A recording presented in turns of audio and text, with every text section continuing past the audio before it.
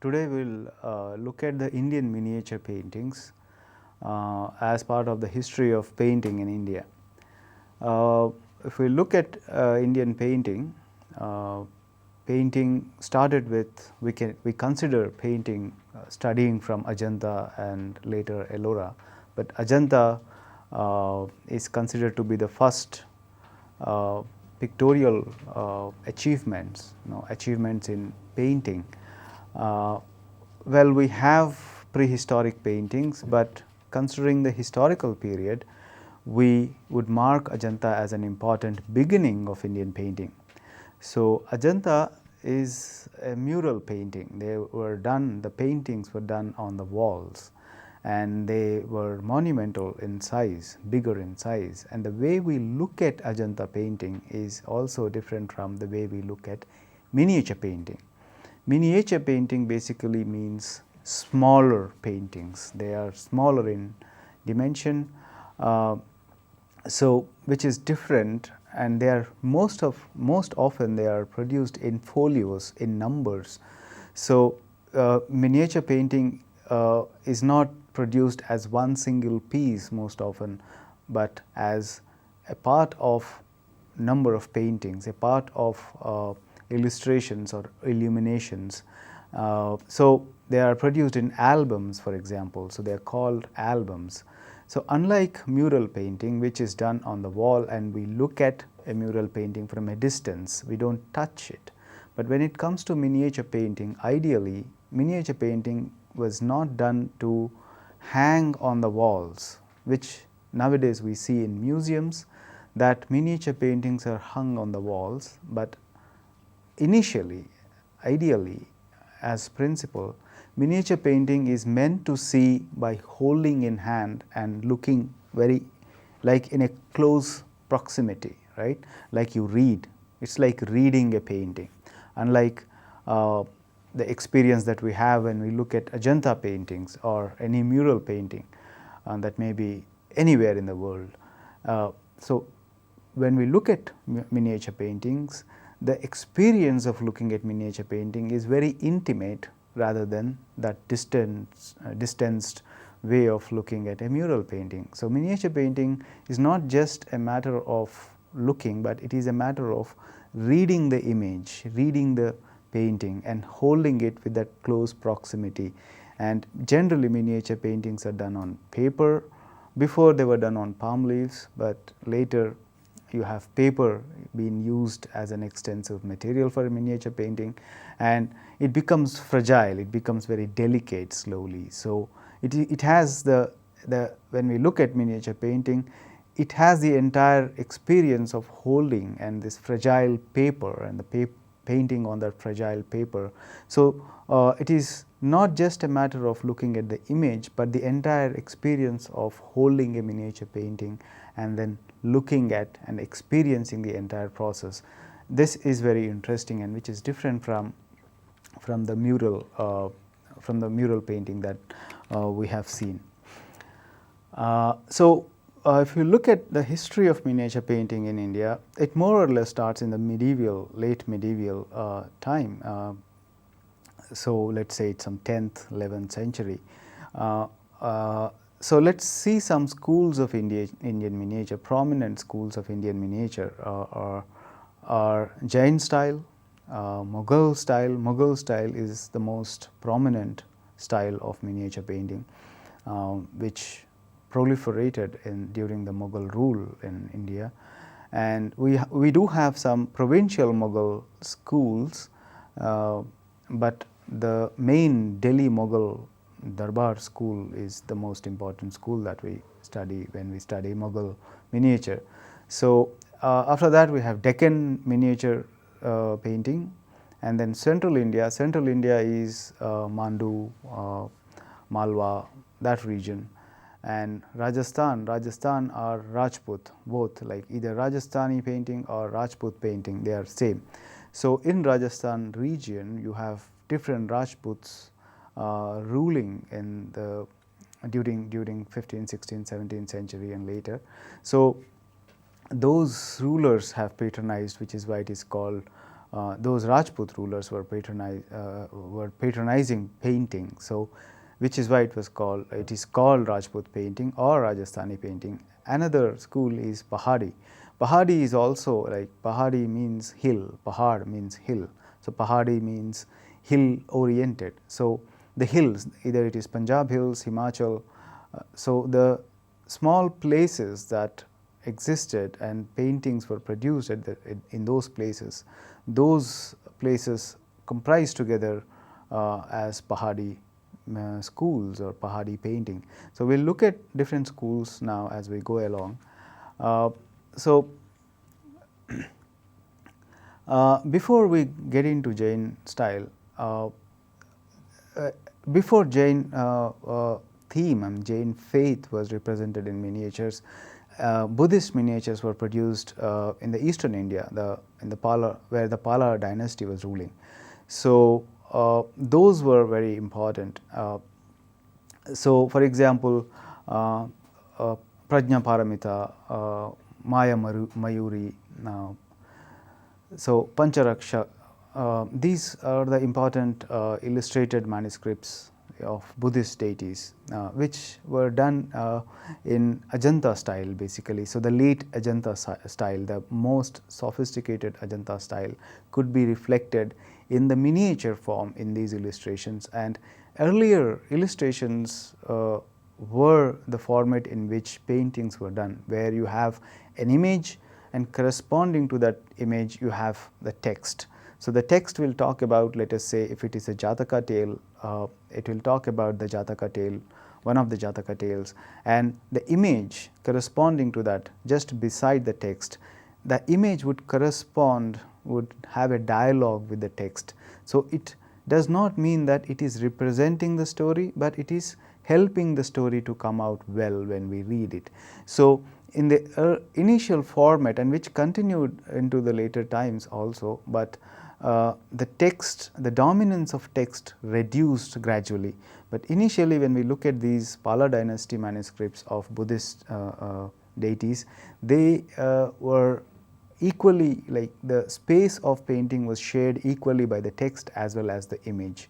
So, this is one of the early examples, and later when we look at the Jain style existed in the western India, and particularly Kalpasutra and Kalakacharya Katha are the important themes of these Jain treatises. So, what are the characteristics of Jain style? Jain style is very unique, and initially they were done in palm leaves, on palm leaves, and later when paper got introduced to India, paper replaced palm leaves.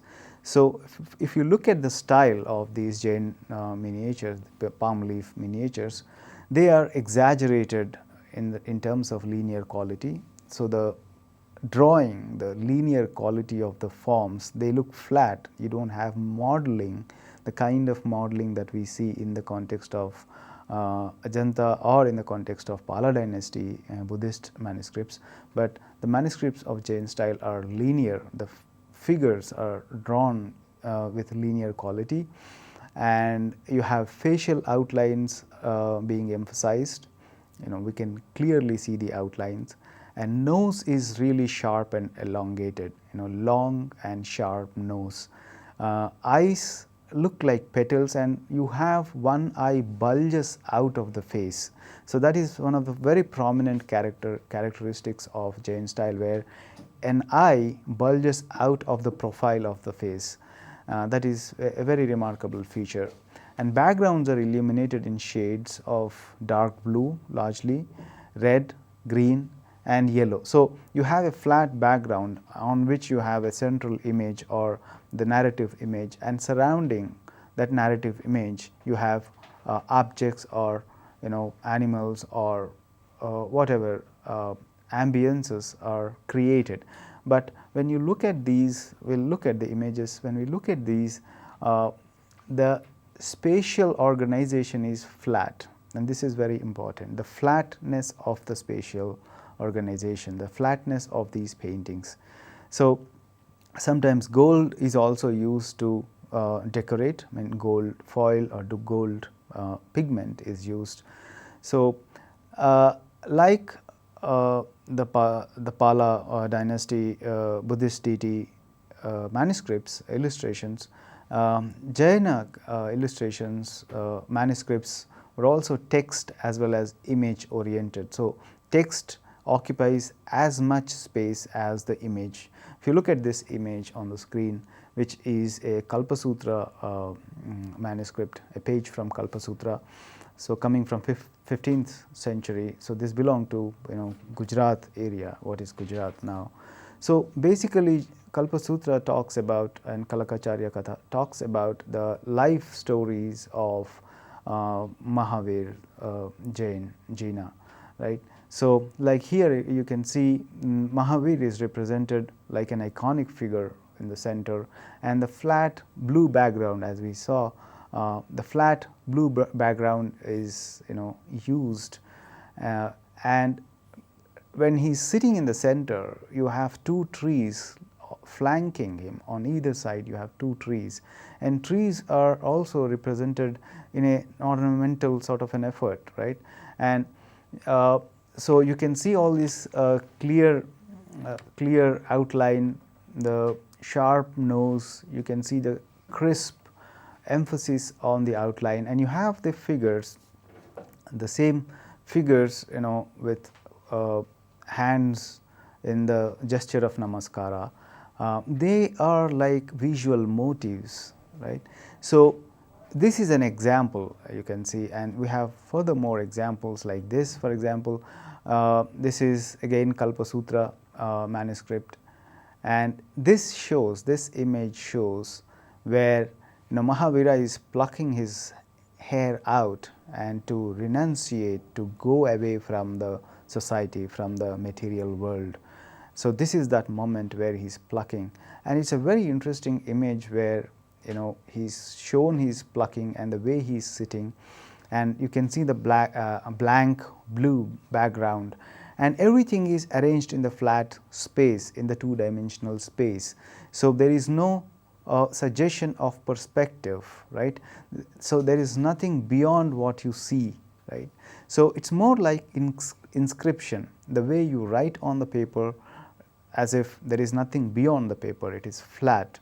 Unlike, for example, the paintings that we see in Renaissance, unlike paintings by Leonardo or any other Renaissance artist, where you have a sort of a horizon, a sort of a background, a sort of an ambience that may be interior or exterior.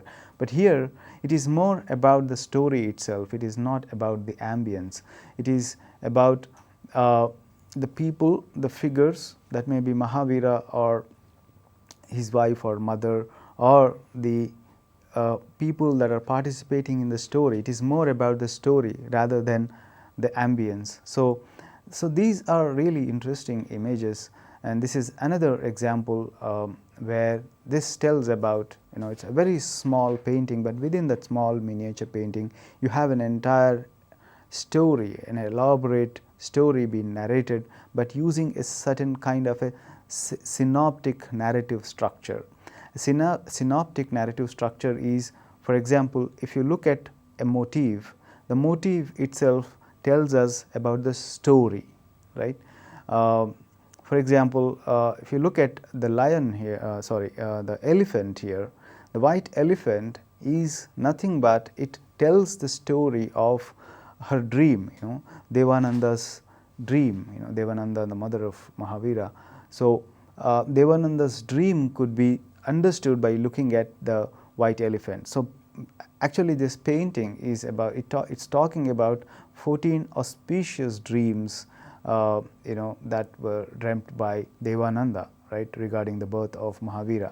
So, it foretells, so these dreams were telling her before the birth of Mahavira, and this is a miniature painting coming from Gujarat again. So, you can see here in the center, on the bed you have a lady figure is reclining, Devananda is reclining, and above her you have two bands, two registers, and in the two registers you have these objects placed. You have elephant, you have a calf and a tiger, and you have other objects in the second row, and you have maybe a table, maybe a still life sort of an arrangement, maybe fruits. So you have a sense of ambience and you have a flat red background, right. So on the flat space everything is arranged as if you are inscribing, you are almost like writing the image rather than painting the an ambience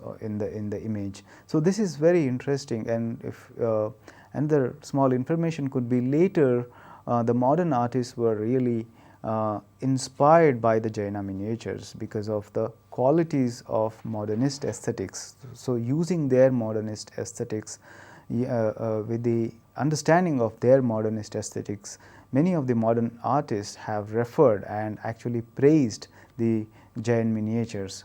So after the Jain miniatures we have a phase of miniature production, of miniature painting, where before the coming of Mughals, when you have sultanates ruling. So because of the sultanates you have a practice of miniature painting came to India, so which is largely a Persian style. So what comes initially is the Persian style miniature painting. So 14th century when the paper comes to India, paper replaced palm leaf as a surface, So paper was used extensively and paper was treated, So something called vasli. Vasli is the surface, but vasli is not a simple paper, but layers of paper actually. So the layers of paper are added and then you have a surface prepared out of using different materials and then painted. And the colors were also gathered from the colored stones, the mineral materials, the mineral earth colors and mineral colors that were available locally, right. So the local colors really lend themselves into the formation of the language and the effect of miniature painting.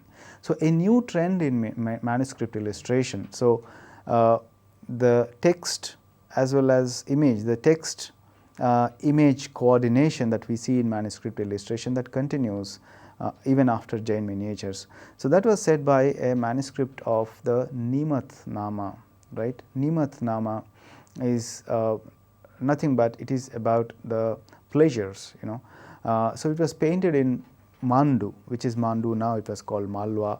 So during the reign of Nazir Shah, it was in the early 16th century, 1500, 1510. So during that time a manuscript called Nimath Nama was painted, right. So this is an important painting, this is an important manuscript of miniature paintings, and which talks about different ways of having pleasure. So this represented a synthesis of the indigenous as well as Persian style. So already there was a certain style of painting existing in Malwa region. So when the Persian style came here, so there was a sort of a synthesis between Persian style and the indigenous style that was already existing, right. So a style or a group, this group of paintings, miniatures and manuscripts that were produced during this time, that is before Mughal painting, this group were called as Kulhadar, Kulhadar group. So in that Kulhadar group you have various kinds of things, various kinds of manuscripts, which includes Chauda Panchashika, illustrations of Chauda Panchashika, Gita Govinda, Bhagavad Purana, Ragmala, various themes of themes were painted at this point of time.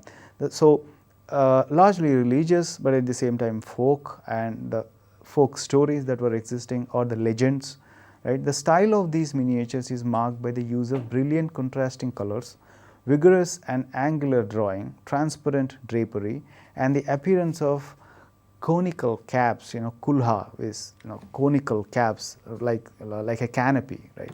So on which turbans were worn by the male figures.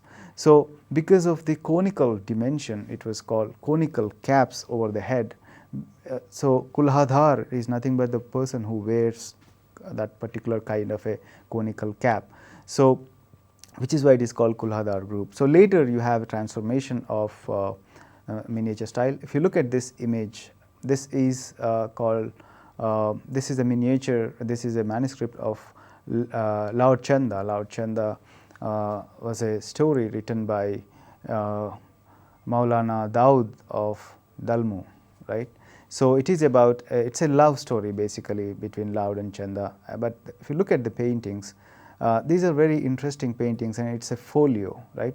It was painted in Malwa again, and so you can see the kind of ornamentation, the kind of decoration, and the way the spatial organization, the flatness of architecture, and the way the division of inside and outside space is created. Yes, this painting that you see on the screen, this is a copy of a collection of poems. This is a part of the manuscript produced based on Jalaluddin Rumi's poems, and it is called Masnavi Manavi, right.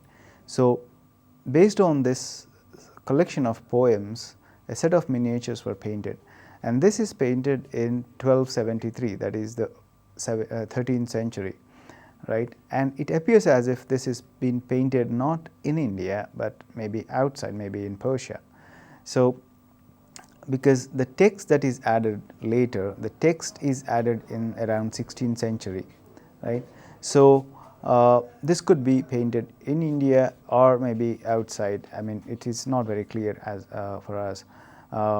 So, there were also copies done in India as well. So, if you look at this painting, you have, it is nothing but a sort of an ambience, an interior zanana, basically a zanana of the queen, and it is it looks like a toilet of the queen, where she is being bathed and with all exotic oils and whatever. And apart from the queen in the center, and you have the attendants surrounding her, and if you look at, apart from these, the interesting thing about it is the different objects that are arranged on the shelves on the wall, and they are very beautiful. I mean, they are treated with different colors, and you have gold also used here, and it is not just a matter of arrangement of the objects, but it looks like a sort of a decoration, a sort of an ornamentation. So, it works in both ways. One, it is an object which is part of the ambience, which is maybe used in this particular space in the bath, but at the same time the object is also becoming a motif, a sort of a ornamental motif. So, the early miniatures are like the pre-Mughal miniatures has this quality of the ornamental quality of the objects, like that may be trees, that may be objects, and for example that may be bed or the wall, they acquire a sense of ornamentation. So, the nature, the natural object turns into a sort of a motif of ornament. This is an example of Nimatnama that you see on the screen.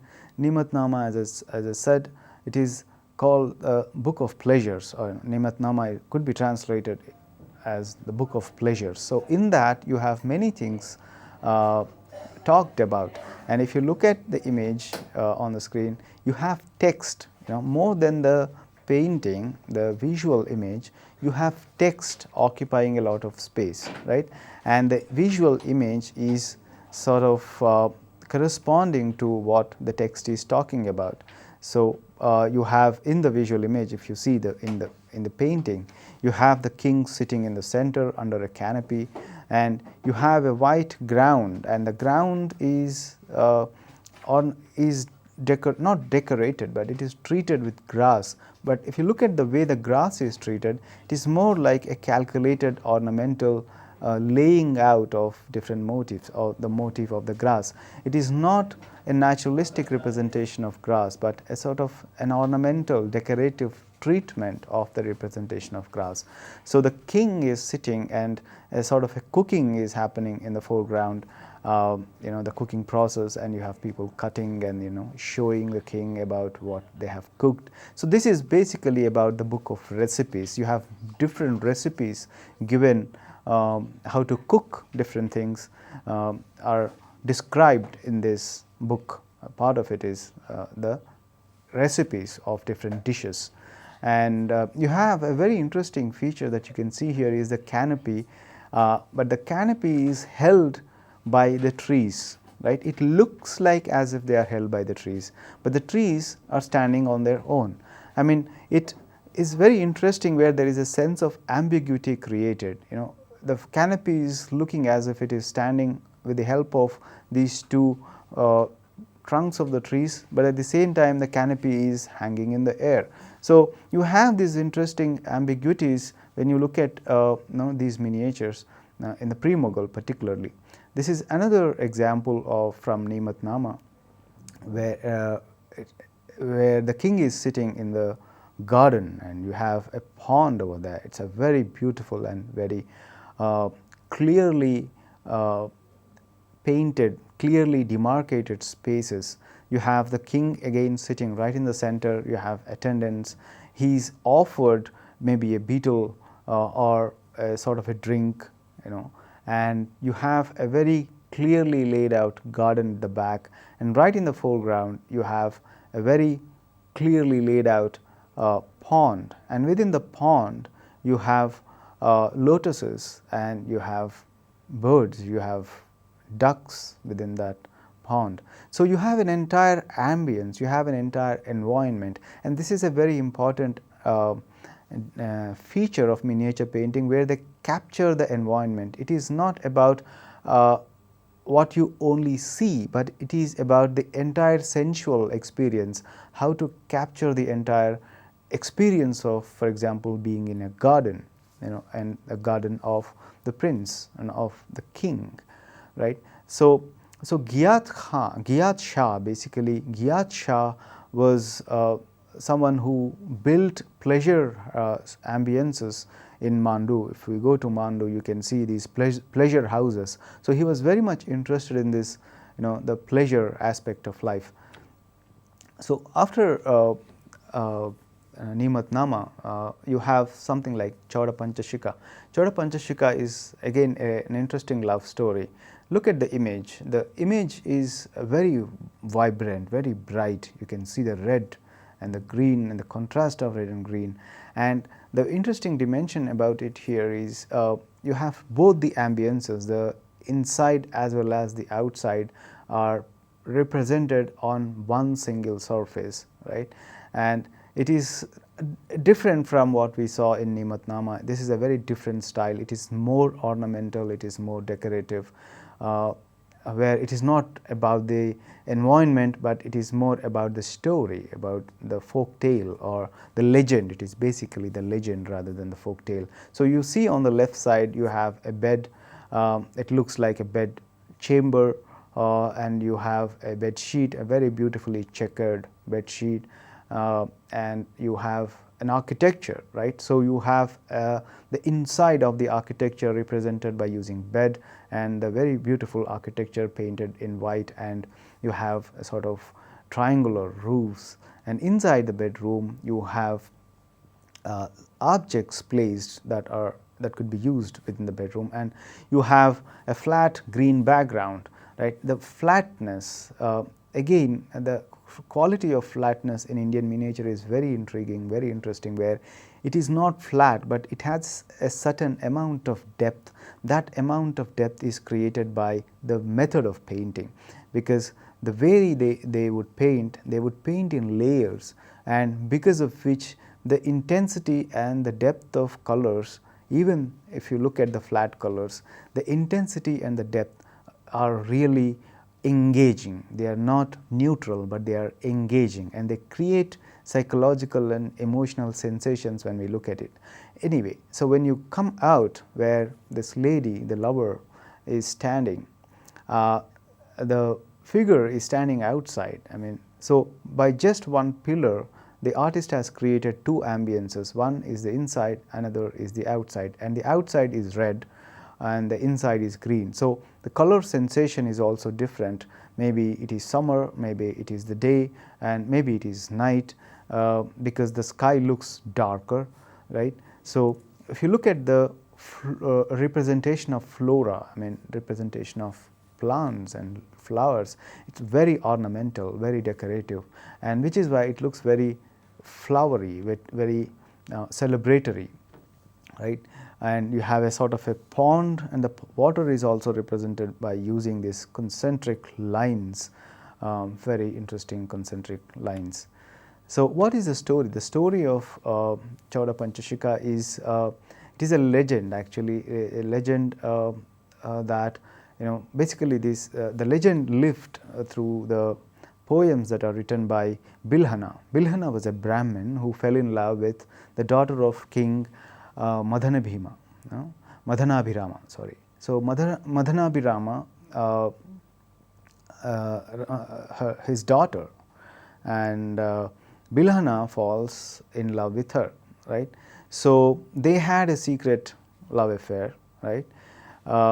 So after some time, people got to know that they are having the love affair. So the king threw him in the prison. So it is during that time when Bilhana was in the prison, without knowing and waiting for the judgment, he wrote 50 stanzas of love poem. It is one love poem of 50 stanzas. So which is called Chauda Panchashika. So the it is the thief's love poem, right? So it is a legend. We don't know whether it was true, but the legend really lived, and the legend led to the painting.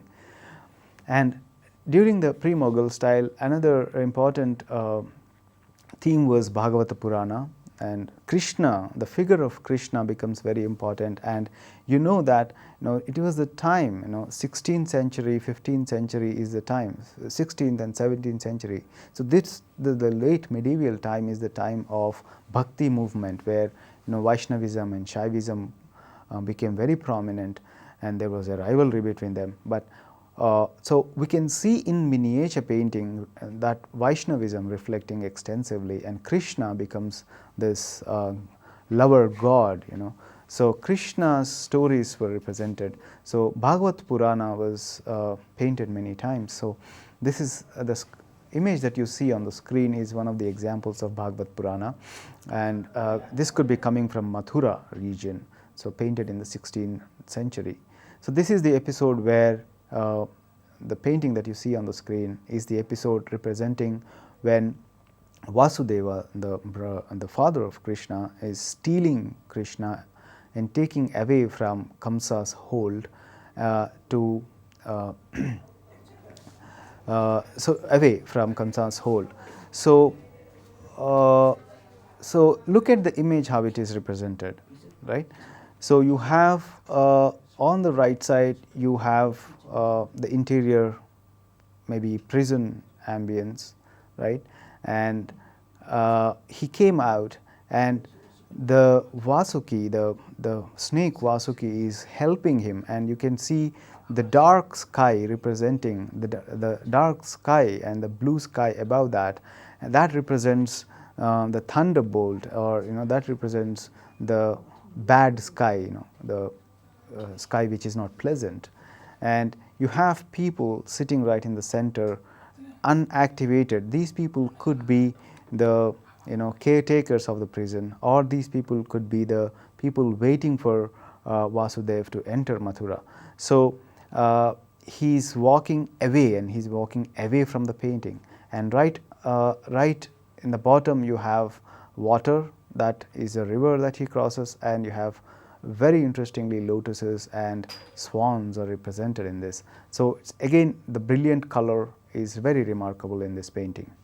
Another painting that you see from Bhagavata Purana, it is a cowherd woman of Braja, so the Braj village. So if you look at it, it has the same compositional structure, right? So same division, one part is interior, another part is exterior, and the color division, the red as well as the darker area on the other side. So this is basically this is the episode when Krishna is being venerated, he's been loved by the woman of Braja, and you have the architectural structure in the center, right, if you in one band, and you have people coming, women coming and attending him, and in the back you have the in the top actually, which is back. In the top you have sky, which looks like a darker sky, and you have trees. So if you look at the compositional structure at this point of time, also you could see this in Chowda Panchashika painting, where they are using the central, the middle ground, the middle portion of the frame for the composition of the figures, right, the story.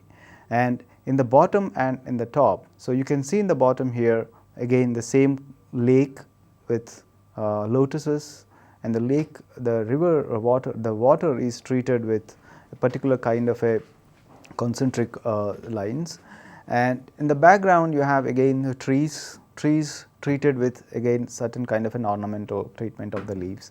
So basically this is the kind of a structure that continues at this point of time in the language of painting, in the language of miniature painting. So after that, let us move into the Mughal miniature painting. So in the pre-Mughal, what we saw is there is a sense of flatness within the painting. The painting surface is more flatter, and the treatment of forms and figures are more ornamental, and and there is a particular style of figure painting with bulged eyes and mostly profile, right. Figures are standing or sitting in the profile, and there are a set of for example, if you look at that image, there are set of gestures, you know, people walking in one particular gesture, so the same gesture is repeated. There are if a person or a figure is sitting, the seating gesture is same, and it gets repeated in different paintings. So there are limited number of gestures, and the same thing also continues into the Mughal school actually. So the Mughal school of painting evolved, and it became more and more important during the Akbar, right. So during the reign of Emperor Akbar, the Mughal school of painting originated with the establishment of an atelier. Atelier means studio, right, a sort of a place of practice under the supervision of two Persian masters. Okay. So these two Persian masters were brought by Humayun, and Akbar really expanded the studio, the karkhana. Karkhana is nothing but, you know, the studio where the paintings used to be done. So Mir Sayyid Ali and Abdus Samad Khan, so these two master artists were brought from Persia, and they started painting, and with them they trained the local other you know, apprentices, they trained other people, and you have a sort of a synthesis of the indigenous Indian style as well as the Safavid school of Persian painting. So these two Persian artists, the Persian master painters who came from Persia, belong to Safavid school.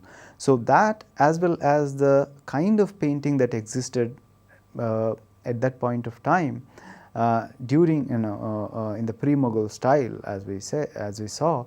So these two combined together, and that led to the formation of the Mughal school. Okay. So the Mughal style is marked by a supple naturalism. So there is a kind of a new naturalism that emerges, which is different from what we saw in the earlier Bhagavad Purana or Chowda Panchashika. In Mughal style, there is a supple naturalism based on close observation of nature, okay, and fine and delicate drawing. So unlike a very swift and bold drawing that we saw in the earlier paintings, we see a sense of a sort of a fine delicate drawing being practiced, and nature is observed. Okay. So observation and then the fine delicate drawing gets combined and develop a sort of a naturalism in Mughal style, right. It is of a high aesthetic merit. It is primarily aristocratic and secular. Secular is very important here. So what we saw before is, for example, Bhagavad Purana or Ragmala paintings, or paintings related to Krishna or the deities, the Hindu faith. But with the Mughal style, what we see is the secular themes or the aristocratic themes, largely the themes related to the rulers, themes related to the Mughal rulers, right. So during the time of Akbar, the painting really got expanded and proliferated. And for example, the manuscripts like Hamza Nama is the most famous manuscript that was produced during this time. Another is Razamnama and Babarnama and Akbarnama. So Babarnama is nothing but the story of Babur, how he came, how he ruled and everything. And Akbarnama is about the story and life of Akbar, right. So these are some of the best productions of the Akbar's times, So the list of Akbar's court painters, I mean, you have few names, of Akbar's time, the names of the painters like Dasavant, Miskina, Nanha, and Govardhan. You have many names like this, and these are some of the prominent names, and they were specialized about certain things. For example, one artist would be specialized in foliage, trees and flowers. Another artist would be specialized in animals, or another artist would be specialized in painting particular ornamentation. So certain kind of a specialization evolves, and sort of a standardization of practice happens during the Akbar's time. Under Jahangir, painting acquired greater charm, refinement and dignity, right. So you have during Jahangir a sort of an infusion takes place, right. So nature becomes a very important preoccupation. Nature was fascinating for them, which is why you see extensive representation of birds, animals and flowers, very detailed and very delicate representation, and they took delight in doing that. I mean, you can see when you look at it, so they are pleasurable, right. In the last quarter of the 16th century, you have European influence entering Mughal school. So European prints, particularly European prints, came to Mughal Darbar, and those prints influenced. So these artists were could see the European art, particularly the late Renaissance and the Baroque during that time. So those images entered Mughal school and Mughal studio. So artists started getting influenced from them, right. So the fine quality of Mughal painting was sustained during the period of Shah Jahan. It continued, but during the time of Aurangzeb, it sort of moved towards decline. Okay, the high quality of earlier times did not survive, but at this point of time, portraiture and hunting scenes were more emphasized, right. So for example, let us look at this image, Hamzanama, from Hamzanama. Hamzanama is nothing but the narratives. It narrates the legendary exploits of Mir Hamza. Mir Hamza was uncle of Prophet Muhammad. Okay, so these basically the stories of Mir Hamza and how his adventures, what all he did, his legends and adventures. So it is more entertaining, it is more fanciful, it's more like any popular kind of entertainment that we get nowadays. So very exciting, very entertaining. So the entire Hamzanama has this very suspense oriented, intense, entertaining sort of narratives, and the paintings that was done, and the entire manuscript was produced during the Akbar's time, and Akbar was really interested, and he asked the artist to paint Hamzanama when he just became the king.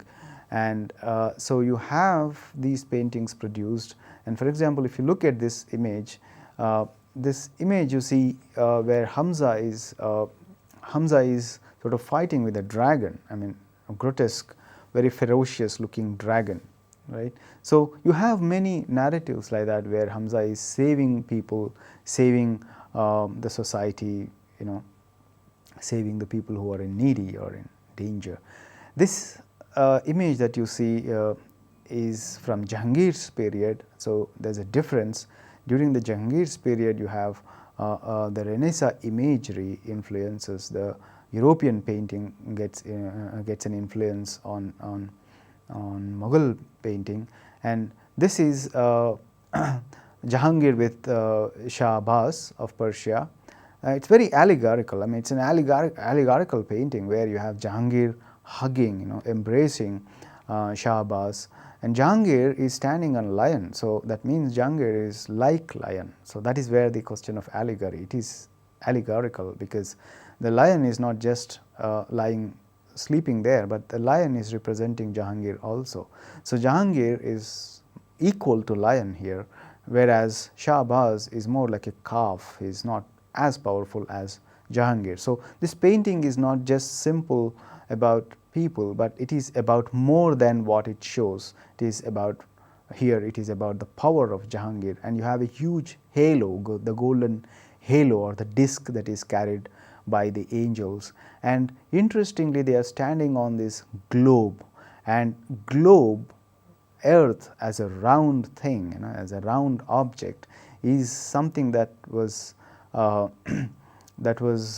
established during the Renaissance time, right? So that knowledge of globe or earth being round comes to the Mughal Darbar. So you can see here are the images of globe or the representations of globe also entered Mughal Darbar through the European influence. So this painting explains us about the shift from the Hamza Nama that we saw now, the kind of dramatic sort of colors and very vibrant colors, to this sort of a naturalism, this sort of a three-dimensionality of figuration and the influence of from Europe. This is the image that you see now is another example from Jahangir's time. It is again an allegorical painting where Jahangir is standing on the globe, and the globe is again standing on a bull, and the bull is standing on the fish. So it is in the sense Jahangir is the king of the world. So this is literally is the king of the world, where he is standing on the world, the globe, and the globe is standing on the other two creatures, that may be the fish may be representing the water, the bull may be representing the earth. So so he's standing and he's shooting an arrow at Malik Ambar. Malik Ambar was very popular during that time in the Deccan, and he was a sort of a disturbance for Mughals, for the Mughal Darbar at that point of time. So he in this painting he is trying to assert his power, assert his strength, and he's killing by showing this. He's asserting his power even on Deccan region. So he actually didn't get to kill, but this is an allegorical painting which is sort of creating an imaginary. So let us move now to Shah Jahan, and here you can see, if you look at this painting, look at the horse and the way it is painted, very elegant, very crisp, very supple, right, and very naturalistic. Naturalism attained a sort of a refinement during this time after years of practice. So this is the portrait of Shah Jahan, and it is a sort of a continuation from Jahangir's portraiture practices. We get to see many portraitures from Jahangir period onwards, and we have seen two portraits by him, of him, and this is Shah Jahan on the horse, and the detailed rendering of each and every object or each and every small detail that you see, that he is wearing, and the quality and the expression of the horse. And he is having a halo again, like halo comes as a divine remembrance, right? So this shows that Shah Jahan is someone who is not just a human figure, but he is someone more than human. He is belonging to the divine realm. So the structure of this painting, the compositional structure, you see, like the other portraits that we saw of the Mughal times, particularly of Jahangir, the background is sort of a blank greenish, turquoise green particularly. The background is flatter, right, and you have a sort of a ground on which they stand. Like here you have a ground which is sort of represented with floral ornamentation. So this is the characteristic of the portrait composition that we get to see during the Mughal time, how the composition gets standardized during the Mughal time, the portraiture, the standardization of portraiture. And you have some provincial Mughal schools also, like wherever the Mughal hold was there, for example in Murshidabad, Faizabad, Lucknow, Patna, and other small provincial courts, wherever they patronized painting. So, after the Mughal school, we will now shift to the Rajasthani school, where Rajasthani school or the Rajputana painting, where you have different small principalities, small territories were there, and in each territory, in each principality, you have painting being practiced. And over here, unlike the Mughal school, which was more secular, here you have the painting was rooted in the Indian tradition. The images are rooted in the Indian tradition and Indian themes of religion, Indian epics, religious texts, Puranas, or the love poems in Sanskrit and other languages, or Indian folklore, right, and the musical themes. So, you have a variety of themes here, from epics to religious texts to legends, folklore to Puranas, and also seasons represented through the ragas. So, the Ragmala series, where season is represented through one of the ragas. So, as I said, at this point of time, the cults of Vaishnavism and Shaivism were very important, and at the same time Shakti cult was also there, right. So, they influenced the pictorial art of these places. So, in the Rajasthani as well as the Pahadi, we will see later Pahadi, you have the Vaishnavism and Shaivism influencing the painting practice a lot, right. So, the themes of Ramayana, Mahabharata and Bhagavata, so Shiva Purana and all these, Gita Govinda of Jayadeva, Rasamanjari. So, these are basically texts written later, or Satyasai by Bihari, or Rasika Priya by Keshav Das, and Ragmala, as I said. So, these themes gave a very rich field for the painter, so, and for his imagination. So, if you look at the schools, there are like Mewad school. School means like the place where they have painted. So, the places are like these centers are like Mewad, Bikaner, you have Bundi, Kota, Kishangarh and Rajorgarh. So, Kishangarh is a very interesting place, we will see.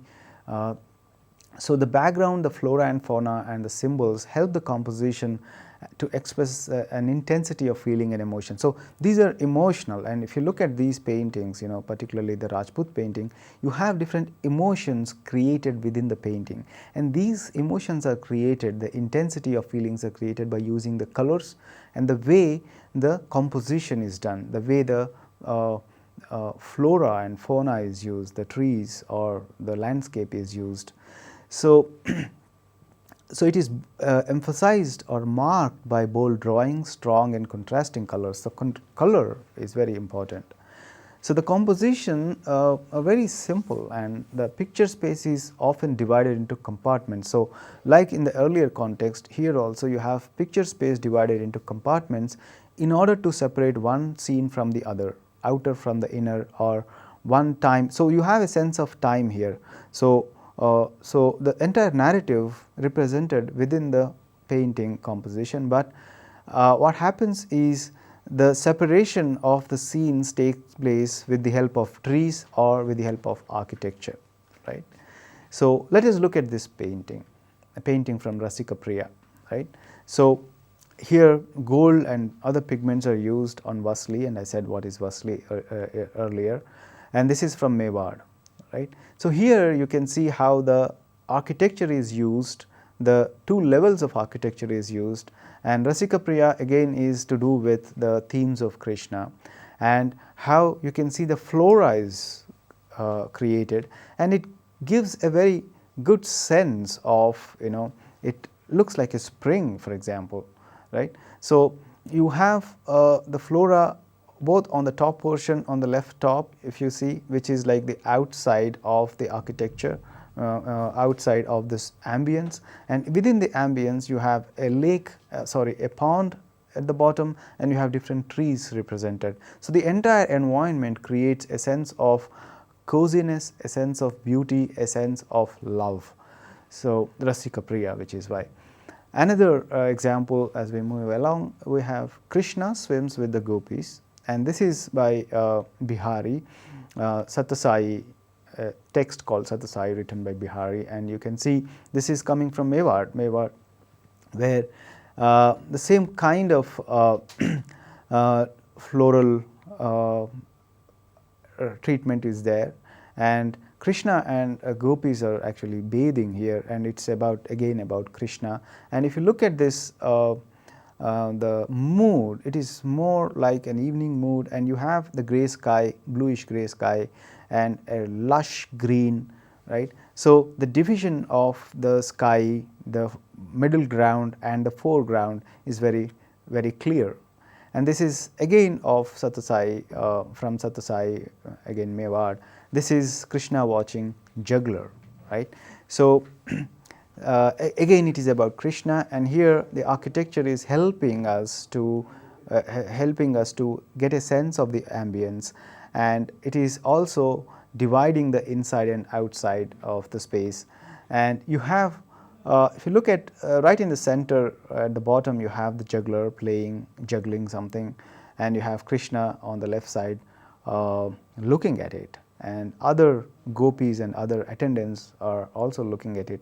But the interesting feature, as you see here in the background, you have two figures, where one figure is coming down and another figure is climbing up the stairs, and both these figures are same.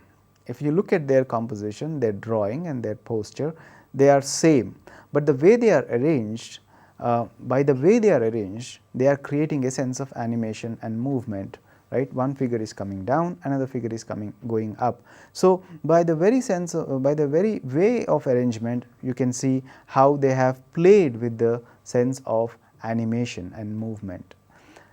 And if we move now to the next painting, which is coming from Bundi. So this is called Vaishak. It is again season. As I said, seasons were also represented, and what kind of mood, what kind of color effect, what kind of flora, and what kind of trees and what kind of flowers that you have during this season. So they are represented here. Again, it is about Krishna. So you can see Krishna is the dominant figure during this time, and so so this is a part of 12 seasons, Bara Masa, right. So the seasons, so the songs of the seasons. So again it is related to Ragmala. So it is about the songs of seasons, and the songs describe about the seasons. The painting is based on this description that you see in the songs. So here architecture and is used to divide between the inside and outside again, and you have the flora, the trees are shown on the right side, and on the left side you have people sitting and watching it, right. And if you move now next to the Kishangad painting, rather on the swing here. So Kishangad is known for its stylization. If you look at the faces particularly here, and the way the entire drawing is done, right, there is a very stark stylization, particularly the eyes, and Kishangad is known for this particular stylization, and you have much of it is also coming from the Mughal influence, and this is called Bani Thani. So this particular stylization is called Bani Thani, and Bani Thani is known in Kishangad, or Kishangad is known for this particular stylization of the figure. And you look at this profile, this lady here, where the eyes are drawn with an exaggerated expression, right, and this is very popular in Kishangad, right. So Kishangad has this particular kind of a prominence in the context of Rajasthani painting.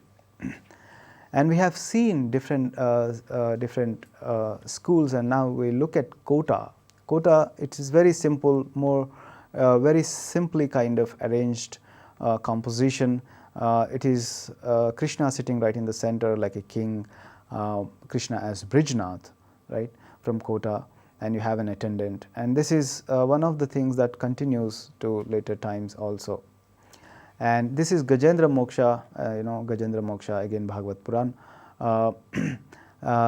representation coming from Kota, and how Krishna saves elephant from crocodile, from the hold of crocodile, right. So we have seen a range of paintings, a history of painting coming from the early medieval, from the Jaina to the later into the Rajput painting.